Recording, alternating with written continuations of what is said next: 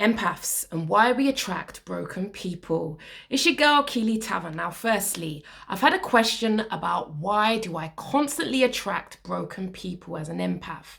Well, firstly, opposites attract. Remember, this is yin and yang. Narcissists and empaths go together like a hand fits a glove. However, we know the empath will always come off worst. Secondly, we have a caring, empathic nature. That's why so many of us are helping professionals. So we see people who are in distress, we can see something's up, and naturally we want to offer our support. It's the second reason why we attract broken people.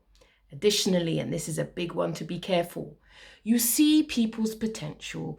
You can look beyond their current circumstance, and your optimism means that maybe in your mind, you think if you just offered a little bit of help, then someone's potential can also come to fruition.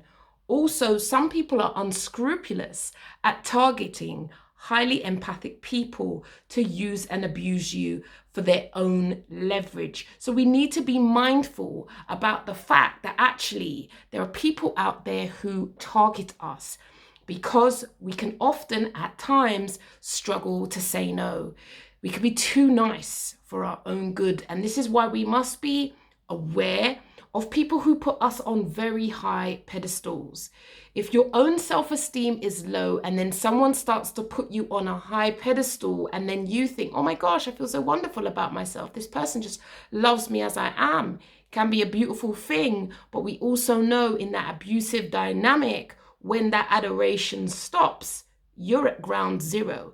This is one of the reasons why, if you're an empath with low self-esteem, it's vital that you work on yourself. And lastly, another important reason why empaths attract broken people is because often there's this power imbalance. So the empath is trying to pull somebody up. We want to leverage them. We see their potential. But in doing so, it means that often empaths can be comfortable in this top-down scenario because we do humility as well. So then we're like, oh, well, everybody's the same. Everybody's the same. So you try to equalize yourself. The challenge you have is when you bring yourself down lower, you are likely to lose your own standards, your own vision, your own way, your own passions. This is how we end up losing ourselves. This often shows up for many empaths in therapy. In addition, if we're comfortable with a dynamic where we're trying to leverage someone to bring them up, it often means for empaths, we feel uncomfortable with people who are in stronger positions than us because we may feel redundant. We may feel like our helping skills have no use. And that is actually potentially the space where you are likely to grow if you don't reject those particular people because they make you feel uncomfortable. So I hope that answers your questions about why empaths attract broken people. The reality is we want to fix people, and often we do so at the expense of fixing ourselves. Empaths, you got to look into your own closet. What do you need to fix? What in your life needs your attention? You give so much away to others that actually there's issues right under your nose that you end up avoiding.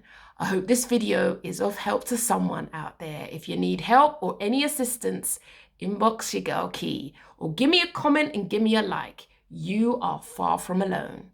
Do take care of you, because if you don't,